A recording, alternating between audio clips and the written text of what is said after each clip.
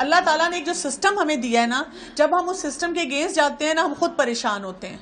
ये याद रखिएगा, ठीक है जी। Children mistakes are there opportunity. ये याद रखें कि बच्चे अपनी गलतियों से सीखते हैं। हर इंसान अपनी गलती से सीखता है। हदीस में आता है कि एक शख्स था जो मस्जिद में आकर उसको नहीं पता था, तो वहां पे उसने पेशाब करना शुरू कर दिया। तो सहाबा एकदम आगे गए, तो रसूलुल्लाह सल्लल्लाहु अलैहि वसल्लम ने उनको रोका कि अभी आप इसको कुछ ना कहें, और बाद में उसको समझाया। अगर मैं आपको एक बच्चा दिखाऊं जो हमेशा सक्सेसफुल रहा है, यानी वो नंबर अच्छे लेता है, वो बड़ा ताबेदार बच्चा है, वो नमाज पढ़ता है, वो सारे काम सही करता है, उसको मेडल्स मिलते हैं, उसको ट्रॉफीज मिलती हैं, आपका क्या ख्याल है आगे जाके दुनिया में वो कैसा इंसान होगा जिसने हमेशा कामयाबी देखी है?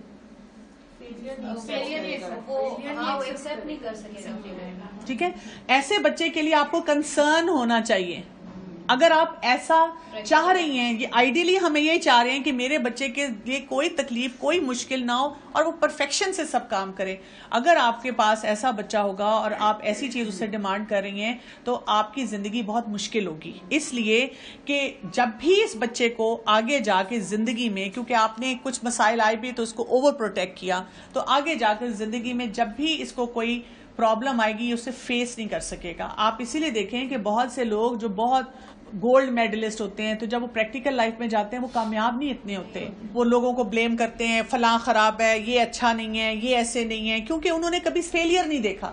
उनको फेलियर से या ऐसी चीजों से डील नहीं करना आता। वो समझते हैं कि हर चीज परफेक्ट है और हर इंसान को परफेक्ट होना चाहिए। वो फिर दूसरों में नुक्स बहुत उठाते हैं। सो पेरेंट्स के लिए बहुत ज्यादा जरूरी है कि बच्चों को सर्वाइव करने दें, खुद सर्वाइव करने दें।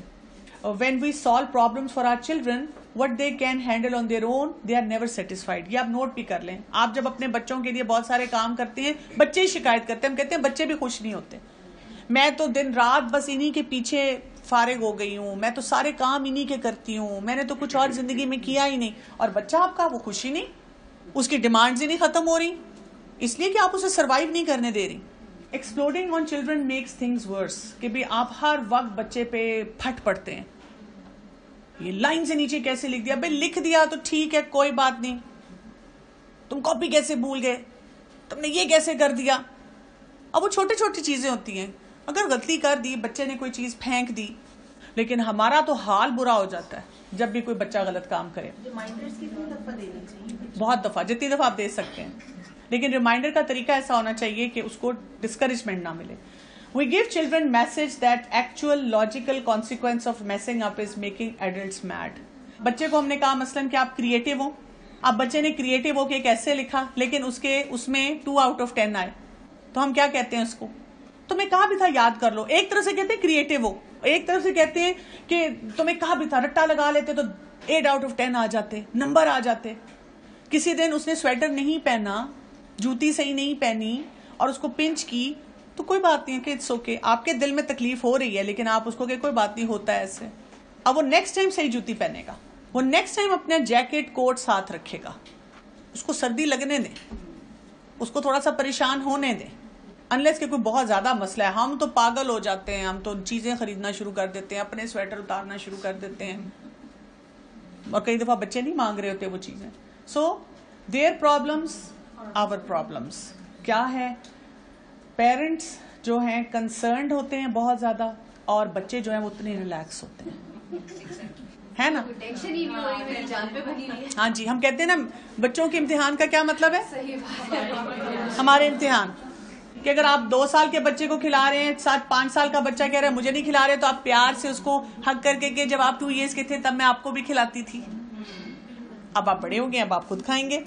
आपने उसको कोई जस्टिफिकेशन नहीं देनी, बिल्कुल डिफेंसिव मोड में आगे भी ना, वो छोटा है ना, वो ये करना पड़ता है ना, फिर बच्चा कहता है काबू आ गई अम्मा, अब वो होगी गिल्ट में चलेगी। अब मैं इसको बताता हूँ व्हेन टू स्टेप इन, कब आपने वाकई एक्शन लेना है। लाइफ थ्रेटनिंग जो है ना, डेंजर ऑफ लूजिंग लाइफ। बच्चा सड़क पे जा रहा है, वहां पे गाड़ियां आ रही हैं, अब आपको पता है कोई गाड़ी हिट कर सकती है, वहां आप हाथ पकड़ेंगे, चाहे 8 साल है 10 साल है, आपको लगता है केयरलेस है। बिजली की तार को छेड़ने लगा है, वहां पे आप बिल्कुल लिहाज नहीं करेंगे। कोई भी जो लाइफ थ्रेटनिंग जगह होती है वहां पे आप बच्चों के लिए केयरफुल होते हैं। मुझे हैरत होती है बहुत ज्यादा, इतने सेशंस में लोग आते हैं, और क्या करेंगी, छोटा सा बच्चा है, यहाँ बैठ के लेक्चर सुन रही हैं, 3 साल का बच्चा यहाँ से जाएगा, सीढ़ियां चढ़ेगा, बाहर चला जाएगा, मार्केट तक पहुंच जाएगा और अम्मा को होश नहीं होगा, वो रिलैक्स बैठी होंगी। ये लाइफ थ्रेटनिंग चीज है। आपको अपने बच्चे पे खुद नजर रखनी है कि वो किधर जा रहा है, किधर आ रहा है, कहाँ बैठा हुआ है, ड्रग्स में तो नहीं पड़ रहा, ऐसी कंपनी तो नहीं है। ये लाइफ थ्रेटनिंग चीज है। मैं चाहती हूँ कि अभी से सीखे लोगों के साथ कैसे घुलना मिलना है। कजन्स स्लीप ओवर कर रही हैं, ये भी स्लीप ओवर कर ले, उसमें वो कैसी हरकतें करें। जी इसकी कजन है, उसने नई नई ड्राइविंग सीखी है, इसके वो भाई ने सीखी है, चलो जी गाड़ी ले जाओ, बाइक पे चले जाओ। नहीं, नॉट अलाउड। लाइसेंस के बगैर नॉट अलाउड। लाइसेंस के साथ भी क्यों तुमने यूजलेस काम करना है, क्यों ऐसी जगह पे जाना है जिन चीजों का लाइफ टाइम इफेक्ट होता है। मसलन एक लड़का है, उसका करियर नहीं बन रहा। एकेडमिक्स में तो मैं कहती हूँ अगर आपको लगता है आपका बच्चा बहुत वीक है, आप बहुत परेशान होकर कर चुके हैं, तो उसको बेसिक एजुकेशन कंप्लीट करने दें, आप उसके लिए स्किल्स पे काम करें। कोई ऐसी फील्ड चूज करवा दें जिसमें बहुत पढ़ाई ना हो लेकिन वो अपनी बाकी चीजों से कर सके। ये तो देखना है ना, आप बिल्कुल ही तो नहीं छोड़ सकते। आपको नजर आ गया जी मेरा बच्चा, मैंने उसको छोड़ा था, इंडिपेंडेंट किया था कि पढ़ाई करे, नहीं इतनी पढ़ाई करा, लेकिन अब मैं कोई स्किल तो सिखाऊं ना। फिर वो जगह जहां पे वो हैंडल नहीं कर पा रहा, वो आपसे हेल्प मांग रहा है कि मुझसे ये काम नहीं किया जा रहा, अब आप वहां पे हेल्प करेंगी, लेकिन उसमें खाना खिलाना नहीं है 8 साल के बच्चे का, एज अप्रोप्रिएट। मसलन आपका बच्चा आपको बताता है, आप उसको बहुत रिस्पॉन्सिबिलिटी सिखाना चाहती हैं, आप कहती हैं जाओ जाके शॉप से तुम ग्रोसरी कर आओ, वो कहती मुझे शर्म आती है, मैं नहीं कर सकता। अब वो आपसे हेल्प मांग रहा है, वो करना चाह रहा है, अब आप उसके साथ जाएं, पीछे रहें और उससे काम सारा करवाएं और फिर आहिस्ता आहिस्ता उसको रिलीज करें। जहां पे कोई प्रॉब्लम हमें डायरेक्टली इफेक्ट करती है, फिर आप स्टेप इन होंगी। मतलब आपका मसला होना शुरू हो गया। मेरा बच्चा अगर क्लास स्कूल जाता है, कॉलेज जाता है, मैं उसको बताती हूँ 1-2 दफा बेटा आपकी यूनिफॉर्म साफ होनी चाहिए। अब वो बच्चा यूनिफॉर्म साफ नहीं करता, उसकी टीचर ने वहां उसको 2-3 दफा पनिश भी किया, उसने परवाह नहीं की, मैं अब उससे बियॉन्ड नहीं कह रही उसको। अब मुझे कॉल आ गई प्रिंसिपल की, आपका बच्चा ये काम सही नहीं कर रहा, अब मैं इन्वॉल्व हो गई। अब जब मुझ तक बात आ गई है ना, मुझे बुलाया गया है, अब मैं स्टेप इन होंगी। आपने बच्चे को कुछ चीजें सिखाई, इंडिपेंडेंट किया, उसको हर तरीके से हैंडल किया कि वो अपना काम करे, और अब उसके अब्बा, दादा, नाना किसी ने बुला के कहा इसने फला जगह बहुत बदतमीजी की, अब आप स्टेप इन होंगी।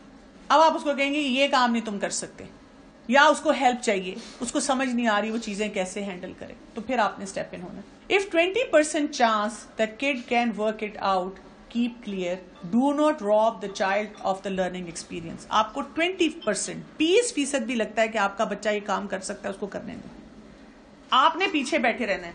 इसी तरह सीखेगा। आपका बच्चा अगर 3 नवाले खुद खा सकता है, बस वहां तक खाने दें उसे, कुछ नहीं होगा उससे। आहिस्ता आहिस्ता 3 से 4 होंगे, 4 से 5 होंगे, फिर 6 होंगे, और आप उसको पॉजिटिव अटेंशन और जगहों पे दें। उसको अच्छा लगता होगा कि माँ मेरे साथ बैठती है, आप उसको बाकी जगहों पे प्यार करना शुरू करें, हग करना शुरू करें, फिर आप देखें आहिस्ता आहिस्ता उसकी वो नीड पूरी होनी शुरू हो जाएगी। अच्छा, अब उनके मसाइल क्या क्या हैं? मसलन लेजी है, आपने उसको एक हद तक बताया, सिखाया, अब वो नहीं बाज आता, कोई बात नहीं, let it be that child's problem, छोड़ दें। क्योंकि आप जितना उसके सर पे सवार होंगी, उसकी लेजीनेस ठीक होती है? नहीं होती। अब वो क्या होगा, जब वो लेजी होगा ना, उसने काम नहीं किए, उसको जब बातें सुनने को मिलेंगी, वो खुद ठीक करेगा अपना बिहेवियर, वो खुद केयरफुल होगा। इसी तरह नंबर अच्छे नहीं आते, आप कॉन्सिक्वेंसेस सिखाएंगे। जब तक तो वो छोटा था ना, जिस उम्र पे जितना पढ़ाना चाहिए था वो तो पढ़ा लिया, अब अगर कॉलेज और यूनिवर्सिटी में आ गया, ये अब उसका मसला है। इसलिए आप देखें यूनिवर्सिटी आने तक बच्चों के ग्रेड्स घर नहीं भेजे जाते, बच्चों के टाइम टेबल नहीं भेजे जाते, एंड में आके आपका एक टर्म के सेमेस्टर के एंड में वो एक लेटर भेजते हैं जिसमें लिखा होता है कि इतना जीपीए उसका आया। बाकी वो आपको कुछ नहीं बताते, बिकॉज इट इज एक्सपेक्टेड कि इस टाइम तक बच्चा इंडिपेंडेंट हो चुका हो। और इसी तरह अगर आपका बच्चा इसलिए खाना नहीं खाता कि उसको बर्गर चाहिए, टेक अवे चीज नहीं मंगा रही तो मुझे भूख ही नहीं है, तो फाइन, भूखा रहने दें। अगर तो आप वाकई समझती हैं चलो जी आज मैं आपको बर्गर खाने देती हूँ, खा लें, लेकिन अगर आपको लगता है कि उसको बर्गर इस वक्त नहीं मिलना चाहिए तो फाइन, आपको इमीडिएट रिजल्ट नहीं मिलता ना, आपको वेट फिर करना पड़ता है। फिर हमारी प्रॉब्लम कहाँ है? मसलन आपका बच्चा लेजी था, लेकिन अब स्कूल में भी जाके वो ऐसे गलत काम कर रहा है, लोगों को वहां एटीट्यूड दे रहा है, टीचर को एटीट्यूड दे रहा है। जब तक तो वो सिर्फ टीचर को एटीट्यूड दे रहा है, टीचर को कहीं यू शुड हैंडल है। आप घर में मसला ना लाएं। आप पीटीएम में गई, आपको टीचर ने कहा कि आपका बच्चा मेरे साथ बहुत मिसबिहेव करता है, आप इसे समझाएं, आप खामोश रहें, it is not your problem, teacher खुद हैंडल करे। हाँ, अगर वो बदतमीजी घर में भी करना शुरू कर देता है, इधर भी करना शुरू कर देता है, या प्रिंसिपल तक बात चली जाती है, अब आपका मसला बन गया। यानी दादी के साथ बदतमीजी कर रहा है, नानी के साथ कर रहा है, वो आपको कहती है इसको ठीक करो, बदतमीज हो गया। तो हम क्या करते हैं, वो उसको बैठ के थोड़ी देर बाद प्यार करती हैं, लेकिन हम अपना ताल्लुक खराब कर लेते हैं for no reason at all. जहां पे हमारी अथॉरिटी भी नहीं होती, जहां पे हमारी डोमेन भी नहीं होती, हम उस डोमेन में क्यों जाते हैं। तो जिसके साथ बदतमीजी करे उसी के कोर्ट में रहने दें केस। अगर दादी के साथ बदतमीजी किया, ये नहीं है कि आप कहेंगी मुझे क्या, दादी को कहेंगी आप इसको खुद बताएं, इसको आपके सामने ऐसे बिल्कुल नहीं बोलना चाहिए। अगर वो कुछ कहती है उनको कहने दें। आपकी प्रॉब्लम कब है, जब या तो बहुत पब्लिकली सबके सामने कर रहा है, फिर आप उसको बिठा के कहेंगे खबरदार जो तुमने ये काम किया, this is not at all allowed. फिर आप उसको रूल्स रेगुलेशंस वहां पे बताते हैं। इसी तरह से अगर वो कोई गलत काम कर रहा है, हराम काम कर रहा है, दैट इज योर प्रॉब्लम।